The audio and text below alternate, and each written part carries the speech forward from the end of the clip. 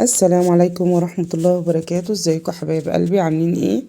وحشتوني كتير جدا جدا. يا رب تكونوا في صحة جيدة وفي احسن حال.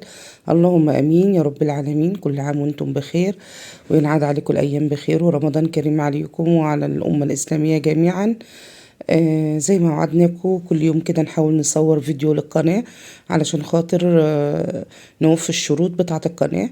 قبل ما نبدأ الفيديو عايزة اقول لكم وحشتوني كتير جدا جدا، وعايزة اقول لكم ما تنسوش الشير واللايك والاشتراك في القناة علشان خاطر تكبر بيكم. النهاردة كده الفيديو بتاعنا فيديو روتين في البيت. عايزة اقول لكم ان اللي اقترحت عليا الموضوع هبة الصغيرة.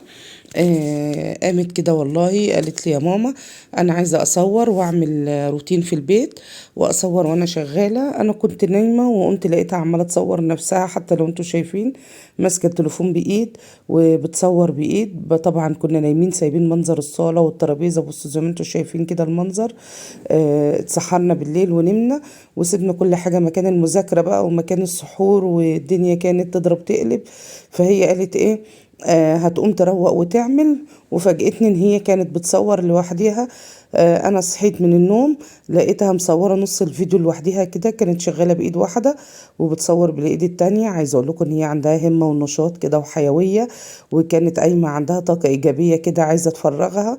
فانا والله ما رضيتش اكسر بخاطرها وقلت لها خلاص صوري. انا على بال ما قمت واتوضيت وصليت الظهر وقلت لها خلاص هصورك يا بطوط طالما انت عايزه تصوري وتعملي الفيديو. وفعلا اشتغلت وعملت مجهود جامد والله، بذلت مجهود لوحديها.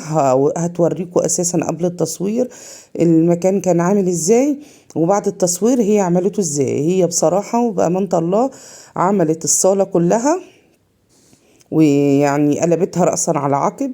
طبعا اختصرنا كتير من الفيديو عشان ما يطولش كتير. وقامت بالواجب لحد لما نظفت الصالة ومسحتها وعطرتها بالمعطر وعملت اللازم. وبعد كده انا كملت معاها بقية الحاجات عشان انا صعبت عليا بجد. يعني حسيت ان انا برضو ايه، ان هي عملت مجهود جامد وهي صايمة طبعا. فقلت لا كده كفايه وكده كتير قوي. بصوا هنا مسحت الترابيزه وشالت المفرش، كنا فارشين مفرش رمضان زي ما انتم شايفين. فعايزه اقول لكم ان هي اشتغلت يعني عملت مجهود جامد، مش اللي هو شغل اي كلام من على الوش وخلاص كده، لا بجد والله. شالت الكتب وشالت المفرش وشالت كله ولمعت الترابيزه كده لوحديها. وكانت حبيبه قلبي بتصور لوحديها بايد وشغاله بالايد التانية. بصوا فرشت الترابيزه وبترش المعطر. بصوا عملت المنظر ازاي. بصراحة والله ده كله لوحديها، وانا كنت لسه ما قمتش من النوم عشان احنا بننام الصبح. يعني بصلي الفجر وارجع انام، فبنصحى متأخر شوية. يعني مش اللي هو هقول لكم بنصحى بدري، لا يعني على الساعة 11 كده ولا حاجة بنروح صحيين. فانا هي قامت قبلي، هي بصراحة قامت قبلي مني. احنا فاتحين شوية حاجات كده، يعني جايبين شوية شيبسيات وكاراتيهات وحاجات يعني كده، عاملين محل صغير خالص كده عشان محدش يتريق علينا فيه. يعني حاجة تساعد في المصاريف البيت والمعيشة وكده. فكان في ناس بتيجي تصحينا تخبط الصبح تصحينا بقى. فهي صحيت تقريبا، حد نادى كان عايز يشتري حاجة وهي صحيت قبل مني وقامت هي فتحت وبعت له كده. كنت انا قاعده بقرا قران بقى وحاطه المصحف اهو على الترابيزه، فصعبت عليا قلت لا هصورها شويه وبعد كده اخلص قراءه القران تاني. وصليت اتوضيت وصليت على بال ما هي خلصت، وقلت طب هاتي يا توته هصورك شويه وانت بقى ايه شغاله وبتكنسي وتعملي، علشان خاطر مش هتعرف طبعا بايديها الاتنين ان هي تشتغل بايد وتصور بايد يعني. فهي بصراحة نظفت وكنست وشالت الدنيا كلها ومسحت ولمعت وفرشت المفرش زي ما انتم شايفين كده. زي ما قلت لكم هي صحت قبل مني، حد نادى عشان يشتري حاجة، وطبعا هي صحت الأول قبل مني. هوريكم المحل بتاعنا، مش بمعنى صح مش محل يعني، حاجة بسيطة كده يعني والله. أنا في المكان اللي احنا فيه بعيد عننا الخدمات أو السناتر اللي هنشتري منها بيبقى بعيد شوية، عشان الناس تروح تشتري بتروح مشوار جامد. فجم الجيران والناس اقترحوا عليا إن أنا أجيب شوية حاجات، يعني مكرونات على شعرية على شيبسيات على دقيق على سمنة، وأبيعهم عندي، منه يبقى مساعدة في العيشة، ومنه إن هو يبقى إيه قريب ليهم في ان هم بدل ما يمشوا مشوار كبير يشتروا حاجاتهم او يقضوا طلباتهم يعني. يبقى قريب ليهم المكان. فانا بصراحة جبت عندي مدخل السلم كبير شوية، وجبته وسمعت كلامهم وقلت ايه مش هيخسر، اهو اسمه ايه بيساعد في العيشة، واسمه ان انا ايه باب رزق كده يعني، واسمه ان انا قربت للناس المسافات برضو. زي ما انتوا شايفين هنا شوية عصاير وبسكوتات وشيبسي كده. كنا جايبين شوية بضاعة امبارح وقلت هرصها لهبة علشان خاطر ايه اوسع لها الدنيا برضو، طبعا جنب الاعلاف والحاجة اللي بنبيعها. فجيت قلت خلاص ادخل انا ارص الحاجة ديت واروق المكان كده علشان خاطر هيبقى ايه تعبت برضو جامد. بعد ما خلصت قراءة القرآن وصليت رحت قايمة مروقة، وحطيت الشيبسيات مكانها وحطيت الحاجة مكانها وقلت نكنس وننضف.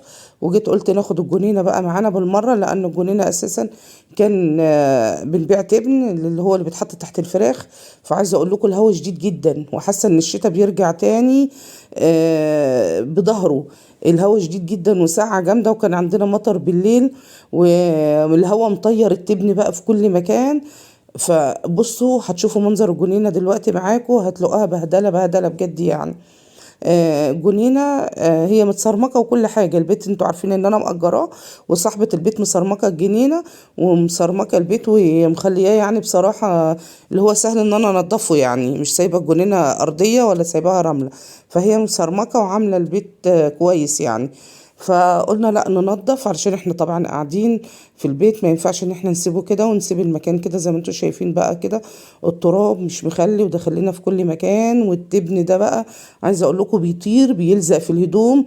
الغسيل انا طبعا بغسل في الجنينه بره بالخرطوم كده، وبغسل على الغساله العاديه طبعا. فبغسل بستسهل واغسل في الجنينه جنب البلاعه، اللي هو بدل ما هشيل الغساله وادخلها جوه واعمل، لا هي بره كده كده غساله عاديه، فسهل ان انا اغسل عليها بره في الجنينه او في البرندة بره عادي خالص. حطيت الغسالة بره، واشغل الخرطوم واغسل عادي، واروح واخده الجنينه معايا بقى بميه الغسيل بالاريال واغسلها معانا بالمره وكده. بس انا طبعا ما غسلتش النهارده عشان عايزه اقول لكم الجو هوا والجو فظيع جدا والتبن مالي المكان، فكان لازم انضف واغسل التبن ده كله الاول، وبعد ما اغسل التبن وانضف المكان هغسل بقى بكره ان شاء الله، علشان التبن بقى ايه ما يلبسش في الهدوم بس، ويبعد ايه بيقعد يشوك في العيال وكده. دي كراتين الشيبس اللي احنا كنا جايبينها، طبعا كنت برصها لهبة علشان خاطر هي تعبت، قلت ارصها وهي كانت شغالة جوه برضو لسه ما خلصتش في الصالة. قالت هتطوق بالشرشوبة كده وتمسح المكان جوه، وانا قلت لها خلاص هرص لك الحاجة ديت عشان ما يبقاش ايه تعب عليها طبعا وهي صايمة وكده، وكان عندها دروس ومراجعة. فقلت عشان ما اطولش عليها ونختصر اليوم، انتوا عارفين يوم الشتاء اساسا قصير، وكنت لسه هدخل اعمل اكل وكده واليوم قصير، فقلنا ايه ان احنا نختصر مع بعض انا وهي وايديا على ايديها هتساعد، وهنعمل مع بعض بقى ايه الشغل على طول ونخلص. طبعا هي عملت الصالة كلها وكنستها ومسحتها ونظفتها، وانا طلعت بقى كملت في المحل شوية هنا ورصيت الحاجة، وطلعت عملت الجنينة رخرة كمان مسحتها ونظفتها.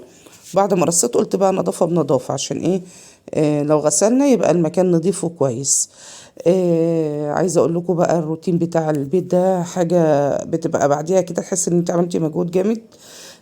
عقبال بقى ترويقة العيد، مين بقى اللي مستعد لترويقة العيد، ومين المستعد ان هو بقى يبقى عنده نشاط وحيوية كده وطاقة إيجابية يشتغل فيه. احنا بصوا يا جماعة بنخف من دلوقتي، اللي هو بغسل الحيط من دلوقتي، بعمل الحاجات اللي هي يعني ايه اللي هتبقى صعبة بعد كده، وان هي مش هتلحق ان هي تتبهدل. يعني بغسل حيط المطبخ، بشوف الحيط لو متبهدل بتاع الصالة او حاجة فيه بقع بعمله. السجاد التقيل والحاجة التقيلة غسلتها برضو علشان ما بقاش ان انا ايه يعني دربكت الدنيا في ترويقة العيد دي، وابص الاقي الامور كلها ايه تقلت عليا انا والبنات. طبعا عشان انتوا عارفين ان انا عندي نوره في ثالثه ثانوي ما بتفضش قوي ان هي يعني ايه تعمل معانا كتير، فبنحاول انا وبطه ما تقلش على نفسينا، وهي نوره بتعمل معانا برضو، بس انا بحاول الم التقيل كله واخلص منه، بحيث ان انا ايه ما اكومش على نفسي ولا على البنات برضو الشغل ونخلص. شايله السجاد وشايله، انتوا شايفين ان انا فرشاها بس ايه حافظه والباقي كله شايلاها فرشه ان شاء الله فرشه العيد. وطبعا هنعمل روتين مع بعض في العيد ان شاء الله، كل سنه وانتم طيبين. وهنفرش مع بعض برضو، وهوريكم الفرش اللي ايه، السجاد والحاجه اللي هنفرشها ان شاء الله. عندي سجاده حبيبه قلبي، ربنا يكرمها يا رب، ام راشد كانت جايبها لي بصراحه جديده وتحفه جدا. قلت هشيلها بقى هفرشها في العيد عشان نفرح البنات بيها، ونحطها كده كفرشه نظيفه، ولسه حاجه جديده كده ليها بهجه في العيد. فهفرشها في العيد وهنصورها معاكم وهتشوفوها. سجاده تحفه تحفه، وفعلا حاجه قيمه كده من الهدايا بتاعتنا الجميله اللي ام راشد حبيبه قلبي بعتتها لنا. حاجه تسوى تقولها دهب بجد بجد يعني. ست الله يكرمها والله يبارك لها، والله يكبر بخاطرها زي ما بتكبر بخاطر الناس كده. وربنا يفرح قلبها ويدخل عليها البهجه والسرور في الايام المفترجه ديت. بقول لها بجد بجد ربنا يفرح قلبك، وربنا يطعمك ويكرمك ويجعله في ميزان حسناتك زي ما بتفرحينا وبتفرحي الناس كده. يعني حاجه بجد بجد يعني جبر خواطر يعني، والجبر خواطر على الله. هنا الجنينه بقى مسكناها كده زي ما انتم شايفين اهو. انا كنستها الاول بالمقش عشان كان فيها كميه تبن وكميه رمل، الهواء مطيرها كلها، فما كانش ينفع ان انا اعمل بالخرطوم مباشر. فتحت البابا وكنست وطلعت بره الزباله كلها. طبعا هولع في الزباله كلها بره عشان الهواء ما يطيرهاش، عشان عندنا هواء جامد جدا. وغسلت الجنينة كلها بالخرطوم ومسحتها وعملتها. وهنا بقى هبة اللي كانت بتصورني وانا في الجنينة. وهنا بقى هم كانوا معلقين زينة رمضان، وهي دي منظر الصالة بعد ما هبة روقتها وعملتها كده. بصوا فرق جامد بين اول ما شفت الفيديو، حتى مولعة البخور اهو لو شايفين الدخانة بتاعته. يعني عملت مجهود كامل من اوله لاخره. ومسحت وخلصت وراحت جايه مولعه بخور بقى في الاخر. وهي خدت مني التليفون تصور، وانا كنت لسه بمسح بقى الجنينه وبنشفها يعني. دخلت توريكم تعبها، وشوفوا هي تعبت ولا لا، وتستاهل اللايك منكم ولا ايه.